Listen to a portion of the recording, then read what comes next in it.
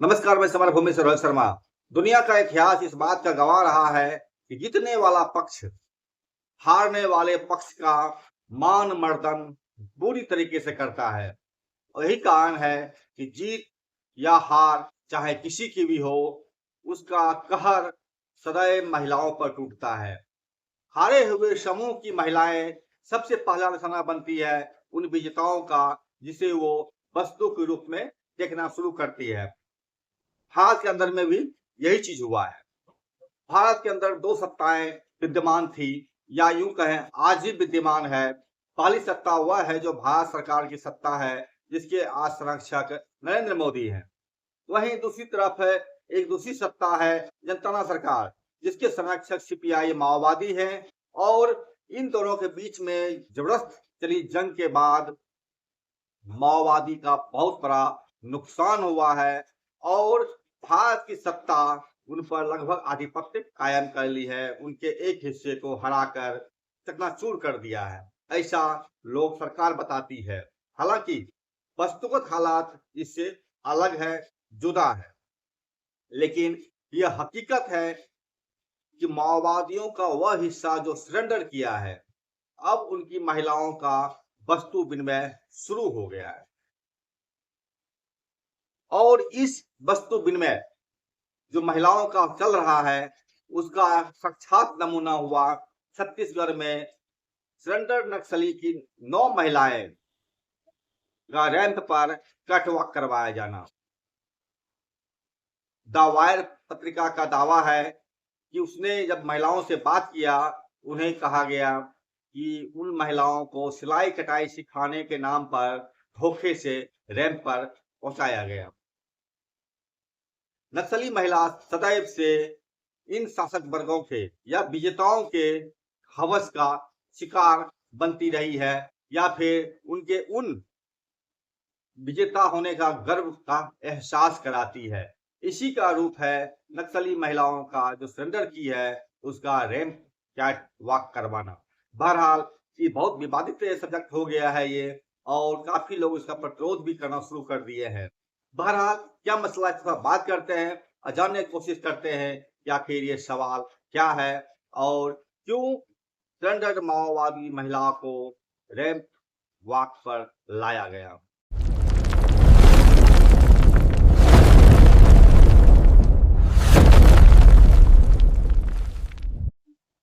छत्तीसगढ़ के जंगलों में, जिसे दंडकारण्य कहा जाता है, और यूं कहें जिसे माओवादियों की राजधानी भी कहा जाता है, अमित शाह ने जब 31 मार्च 26 तक माओवादियों को खत्म करने का ऐलान किया था, इसके चंद दिनों बाद ही उनको ऐलान बदलना पड़ा था और कहा था सशस्त्र माओवाद को हम समाप्त कर देंगे। और इसकी घोषणा उन्होंने 30 मार्च 26 को पार्लियामेंट में उन्होंने कर भी दिया, और मीडिया ने भी दुतुम्बी बजाकर इसका स्वागत किया। अब जब इन माओवादियों को 3 हिस्से बन गए। पहला हिस्सा हुआ है जो आज भी सरेंडर नहीं किए हैं, लड़ रहे हैं। दूसरा हिस्सा हुए जो जेल चले गए, और तीसरा हिस्सा हुए जो मारे चले गए। लेकिन इस सबसे इतर एक वह हिस्सा है जो कि आज सरेंडर नक्सली के नाम से कुख्यात या विख्यात हो गए हैं। सबसे पहला शुरुआत मल्लजुला वेणुगोपाल राव ने सरेंडर का किया था, और हथियारबंद सरेंडर करने का जो पहला कारनामा उन्होंने ही इसको किया था। इसके बाद सैकड़ों तादाद में महिलाएं, पुरुष माओवादी जो हथियारबंद थे, अपने अपने हथियार के साथ सरेंडर करते हैं, और इसके बाद वो पुलिस की निगरानी में रहते हैं।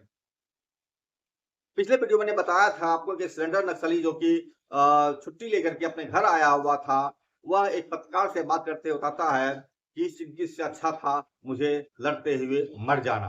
बहरहाल 9 महिलाएं को शासक वर्ग ने, एक विजेता ने रैंप कैटवॉक पर लाया। इन सरेंडर नक्सली में वे लोग थे जो जिनके हाथ कभी हथियार हुआ करते थे, बंदूक हुआ करते थे, और पितृ सत्ता से लड़ने का एक उफान था, एक जुनून था, और उस जंग की वो हिस्सा हुआ करती थी।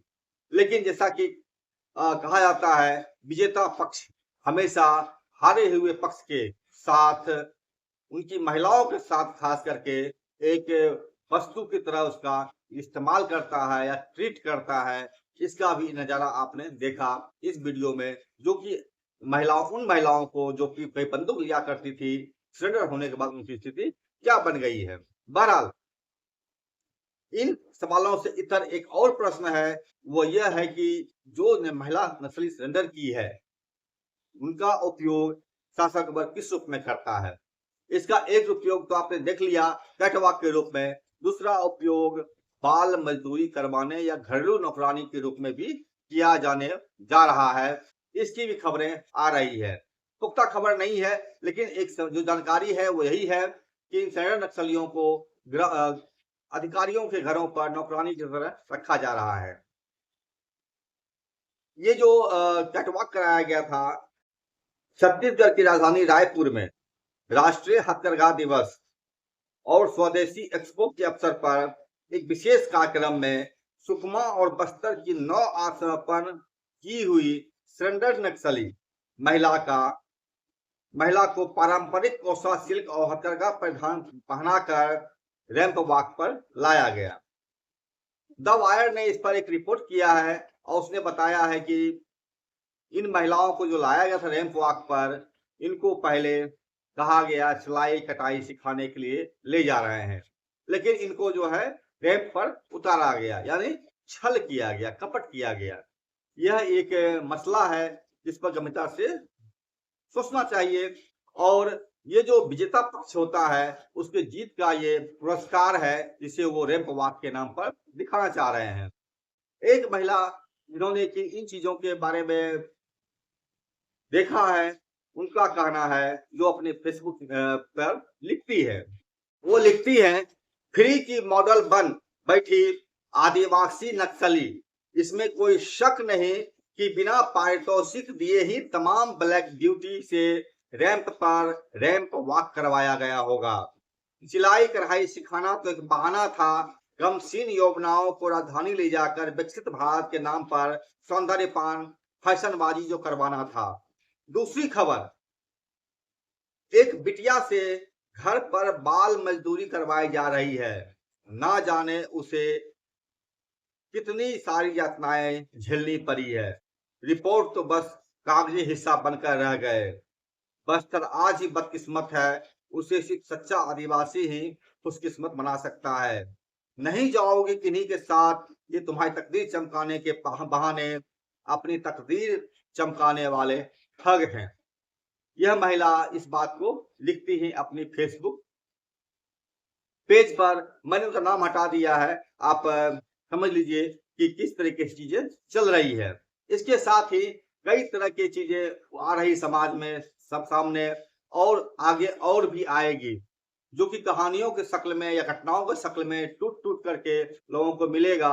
इन सरेंडर किए गए नक्सलियों के साथ ये विजेता शासक वर्ग किस तरह से ट्रीट करता है, क्योंकि इन्हीं लोगों के आतंक, जुल्म और अत्याचार के कारण इन हजारों माओवादी महिलाएं या पुरुष जो भी हैं, या पूरे देश भर में ऐसे माओवादी उठ खड़े हुए लड़ने के लिए, और इन्हीं के अत्याचार के कारण आज उनकी दुर्दशा हुई थी। वे बंदूक उठाए थे और उस लड़ाई में जब वो पराजित हुए या उनको काफी नुकसान झेलना पड़ा, अब सरेंडर किए गए इन लोगों को अब ये विजेता एक पारितोषिक के रूप में इस्तेमाल कर रहा है, यूज कर रहा है। यह परिकल्पना से परे था। हालांकि ऐसा नहीं था कि संभावना इसकी नहीं दिखाई जा रही थी। कुछ लोग बता रहे थे इन महिलाओं को घरेलू नौकरानी के रूप में तो यूज किया ही जा रहा है, जब उनको माओवादियों के खिलाफ लड़ने में भी इस्तेमाल किया जा सकता है या किया जाएगा, लेकिन जब माओवादी वहां नहीं है तो जाएंगे किसके किसके लड़ने के लिए, ये भी एक सवाल हो गया है। दूसरी चीज है, अब इन लोगों का खास करके नाबालिग लोग जो या कम उम्र के लड़कियां हैं लड़के हैं, उनका इस्तेमाल घरेलू नौकरानी, घरेलू नौकर या इस तरह से किया जा रहा है या किए जाने की सूचना मिल रही है। जो भी हो, बहुत ही हृदय विदारक चीज है, और इन चीजों पर लोगों को विचार करना होगा कि आखिर जीत का पारितोषिक में महिलाएं ही क्यों परोसी जा रही है। वही एक ट्राइबल आर्बिटर के ट्विटर यूजर लिखते हैं, धोखे से कराया गया रैंप वॉक, पूर्व माओवादी महिलाएं।